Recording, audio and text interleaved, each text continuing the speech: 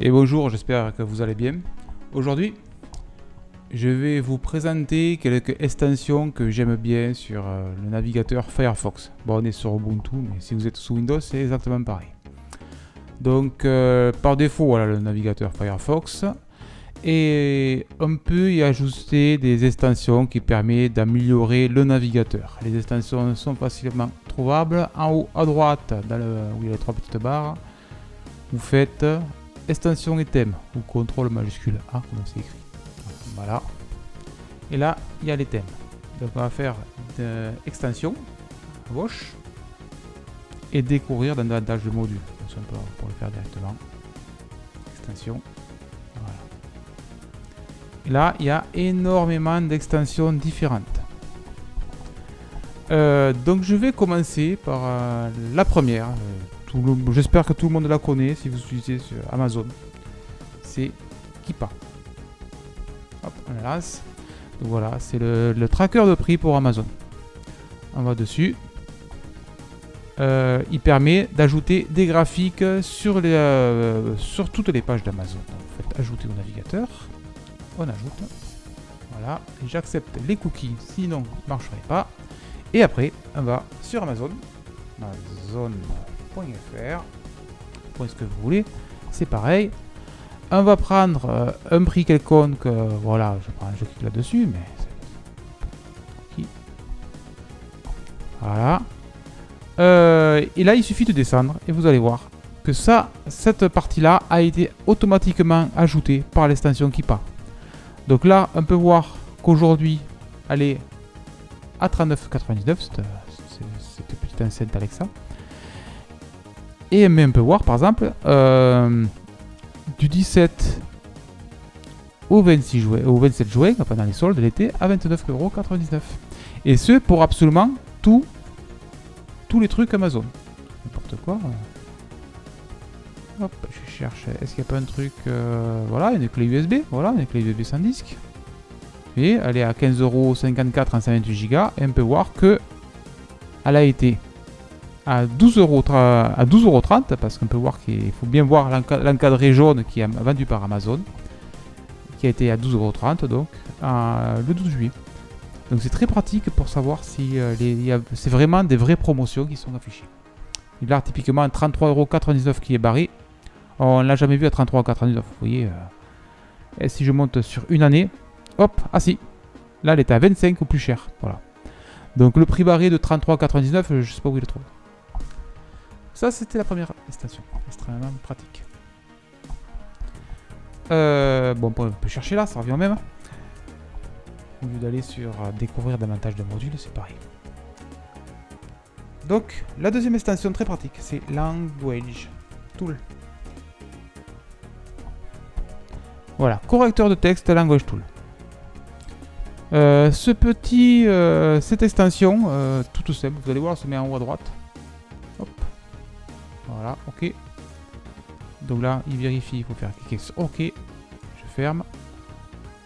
Les extensions qui sont là, qu'on peut voir. D'ailleurs, c'est quoi ce truc? Je ne sais pas de ce machin. Retirer, voilà. Genre Keepa, comme elle est tout le temps activée, il n'y a pas besoin d'avoir un truc en haut là. Voilà, qui sert à rien. Donc on peut faire bouton droit sur l'extension. Vous pouvez voir. Retirer. Voilà, j'ai été sur Language Tool. Donc vous pouvez cliquer dessus et dire que j'ai compris pour que ça s'active. Voilà, vous allez voir. Hop, ok. Les synonymes, ça m'en fout. Activer, vérifier les majuscules, pourquoi pas. Ça fout à la limite, mais c'est pas grave. Voilà. Maintenant, on va sur un truc de saisie, quelque part de saisie. Hop, on va faire. Ah, il me faudrait un truc de saisie. Google.fr. Voilà. Navigateur est tout neuf, donc c'est tout à fait normal. Il n'y a pas Google Translator, un truc comme ça, où il y a un peu d'espace. Voilà. Et là, si je fais pomme, hop, j'ai une pomme. Est-ce que ça va marcher? La faute d'orthographe, voilà, c'est fait exprès. Donc, la majuscule soulignée en jaune, un clic dessus, il précise qu'une phrase démarre par une majuscule. Et là, il souligne le mot, il conseille plusieurs mots. Donc, bien sûr, c'est pomme. Voilà. Et là, c'est extrêmement pratique quand vous savez, vous tapez un peu trop vite et vous verrez directement si vous faites une petite erreur de syntaxe, c'est souligné en rouge, c'est très pratique. C'est un super module. Ensuite, les sites web sont remplis de pubs. Bon, ça, c'est un grand classique. Donc, je vous conseille l'extension. Les trucs conseillés là, par exemple, un simple bloqueur de publicité, il ne faut pas les prendre. Parce que souvent, c'est des forks, des copies du code d'origine qui ont été modifiées, mais sans dépasser l'original. L'original, c'était Adblock. Puis le Adblock a été repris par Google de mémoire. Et le gars qui faisait Adblock, il a sorti uBlock Origin. uBlock Origin. Donc il faut bien taper uBlock Origin parce que vous allez voir qu'il y a des faux. Je ne sais pas si on le voit là. Non, il ne affiche pas, ça m'étonne. Mais le vrai, voilà, c'est uBlock Origin. Donc il faut vraiment ces deux termes. Il faut aller sur uBlock Origin. Et là, ça bloque les pubs. Je vais vous faire voir rapidement. Les pubs et plein de trucs qui ne servent à rien, vous allez voir. Ajouter. Il vous précise que voilà, le petit UB en haut à droite qui indique que uBlock Origin est activé. D'ailleurs, il est activé sur Mozilla et on voit qu'il n'y a rien de bloqué. Vous allez la roue crantée, vous cliquez sur donc uBlock Origin, la roue crantée, voilà, ça lance les paramètres. Là, on peut laisser par défaut, il n'y a pas de problème. Liste des filtres. Là, il dit qu'ils ne sont pas à jour parce qu'il y a plein de petits points d'exclamation. Cliquez sur mettre à jour maintenant. Par défaut, c'est correctement configuré en fait. Mais vous pouvez par exemple nuisance, activer nuisance. Et là, il y a certains filtres sympathiques. Voilà. D'ailleurs, un peu quand on clique sur le petit œil, on peut voir le contenu du filtre. Bon, c'est au format filtrage avec des regesp. Donc faut pas trop regarder, mais voilà, donc je vous conseille d'activer dans les nuisances uBlock et EasyList Cookie. Donc ça veut dire que EasyList Cookie c'est plutôt destiné, vous allez voir d'ailleurs on va aller dessus. Bon pas grand chose là, mais en fait c'est pour enlever les cookies qui servent à rien et qui servent plus à faire du tracking qu'autre chose. Donc c'est totalement inutile. Bon, de tout usage on peut le laisser ou pas, moi je les enlève parce que faut pas trop mettre des filtres parce que sinon ça va faire ramer. Mais bon, celui-là il sert à rien non plus, il s'en fout. Voilà, donc moi voilà ce que j'active, c'est EasyList Cookie, Easy Privacy, je veux dire, EasyList Cookie, uBlock Filter et les autres ils sont activés d'origine. Je mets hop, activé. Donc là, on va aller sur un site quelconque, je sais pas moi. Un site où il y a beaucoup de pubs, je sais pas. Allez, un site d'informatique. Voilà, site d'informatique. Et là, vous voyez qu'il a bloqué 11 trucs. Si on clique dessus, on voit ce qu'il a bloqué. Il a bloqué 12% du trafic. Ça veut dire que vous n'allez pas télécharger ces 12%. C'est bien pratique. Si vous voulez voir ce qu'il a bloqué exactement, vous cliquez sur journal de recherche, de requête. Vous cliquez sur rafraîchir. Et là, on voit en rouge ce qui bloque. C'est très pratique pour savoir si par exemple vous ne voulez pas bloquer un truc, vous cliquez dessus. Vous cliquez là, je crois. Et ouais, de mémoire, c'est ça. Voilà. Et vous pouvez régler un peu l'accepter. Voilà, autoriser sur le troisième onglet. Mais bon, c'est très rare de faire ça. Je ne vous conseille pas de le toucher. Ça marche très bien sans le toucher. Et si il y a un site web qui marche pas, typiquement un site web qui déconne, s'il y a pas, si vous activez les pubs, c'est AliExpress. Voilà, vous allez voir sur AliExpress. Tac. On est sur AliExpress. Si vous le mettez, vous verrez qu'il va déconner le site web. Donc là, si vous voulez désactiver uBlock pour ce site web, vous cliquez sur le petit uBlock en haut à droite et vous cliquez là. Et là, dans ce cas, le bloqueur n'est plus activé sur ce site web. Et il s'en rappelle. Si je fais rafraîchir la page de AliExpress, vous voyez, d'ailleurs il active les cookies parce que par défaut il va enlever le message des cookies. Il ne va pas les accepter de base. Et voilà, donc si il s'en rappellera que c'est désactivé, donc c'est pratique. Sur certains sites, s'il y a certains sites qui fonctionnent mal et que vous voyez que le petit drapeau il s'incrémente à mort, ça veut dire que le nombre de requêtes est trop bloqué et qu'il faut le désactiver, mais c'est très rare. Allez, le prochain. Là, c'est pour protéger le navigateur et c'est super pratique. Le multi-account. On ajoute l'extension. Ok. Il précise que ça a été ajouté. Et là, on voit qu'à côté de mon sponsor block, j'ai multi-account container qui apparaît. On clique dessus et là, on fait démarrer. Suivant, suivant, suivant, suivant. Plus tard, on s'en fout. Le VPN, on s'en fout. Parce que la couille avec leur VPN. Et là, hop, non, je veux pas de VPN du coup. Typiquement, on va créer par exemple, imaginons, on a Facebook. On sait que Facebook, bien sûr, il regarde tout ce que vous faites, c'est très intrusif et ce sont des méchants. En blague, je blague, bien sûr.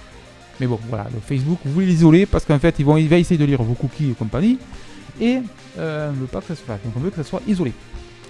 Donc là, je vais faire. Je veux gérer les conteneurs.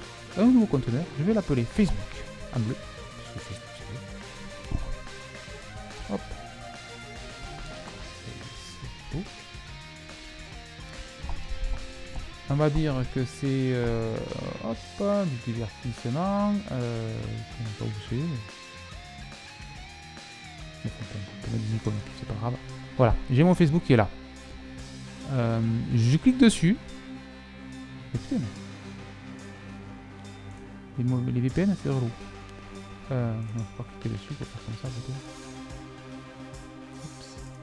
Ah mais non, je gérer les conteneurs, c'est moi qui vais te faire. Pourquoi? Faut revenir en arrière pour revenir. Voilà. Là, on est sur la page accueil. Voilà.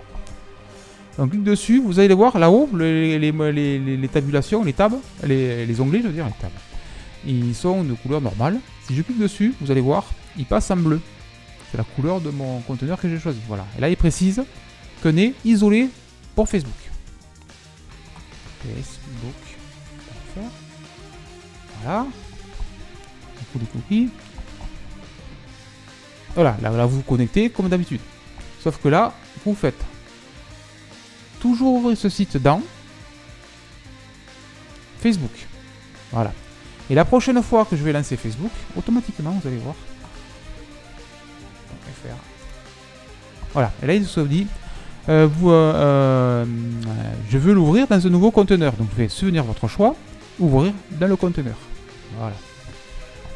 Maintenant, quand on relance Facebook, sauf que si c'est pas de bon, voilà, il lance avec la petite barre bleue et le Facebook. Ça veut dire que cet onglet là, il est totalement isolé des autres. Ça veut dire que aucun autre verra. C'est comme si vous faites là, allez, hop. Nouvelle fenêtre privée. Voilà, c'est le même système. La nouvelle fenêtre privée, tout ce qui est fait dans cette fenêtre, vous allez sur google.fr ou n'importe quoi, ils n'ont pas accès aux autres onglets du navigateur. Ça veut dire que ça protège les cookies, ça protège plein de trucs. Ça veut dire que là, Facebook, ils ont accès à absolument aucun autre onglet. Par exemple, si vous avez votre compte Gmail, tout ça, ça sera totalement isolé. Et bien entendu, je vous conseille de faire la même chose pour le bancaire. Là, le petit onglet bancaire, en vert, vous tapez l'adresse de votre banque, au pif pour une banque connue, voilà, Boursorama par exemple, Boursorama Bank. Hop, voilà.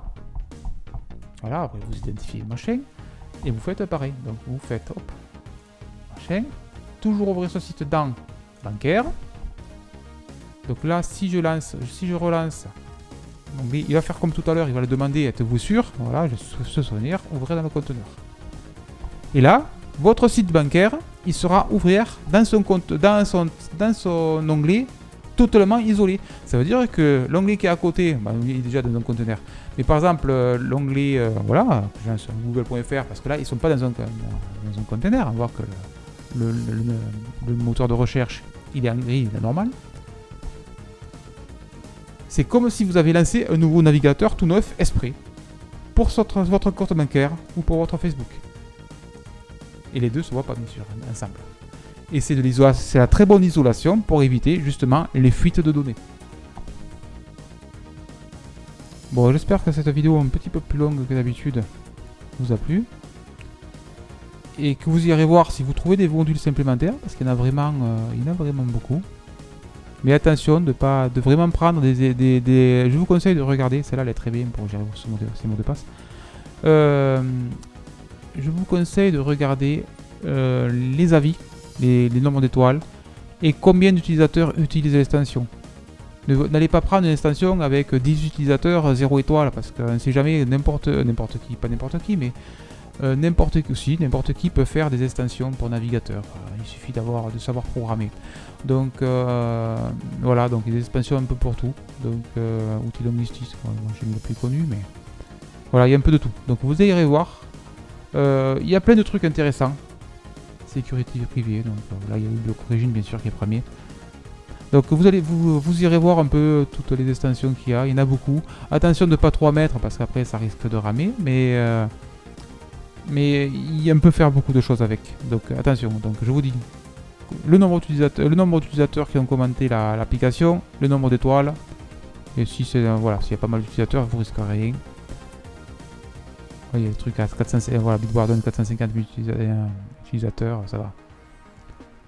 Donc voilà, faut faire attention. Mais on peut faire des trucs vraiment sympas avec. Là, je vous ai vraiment mis mes 4 extensions préférées. Mais j'en ai d'autres, bien sûr. Donc, peut-être pour une autre vidéo. Allez, à bientôt.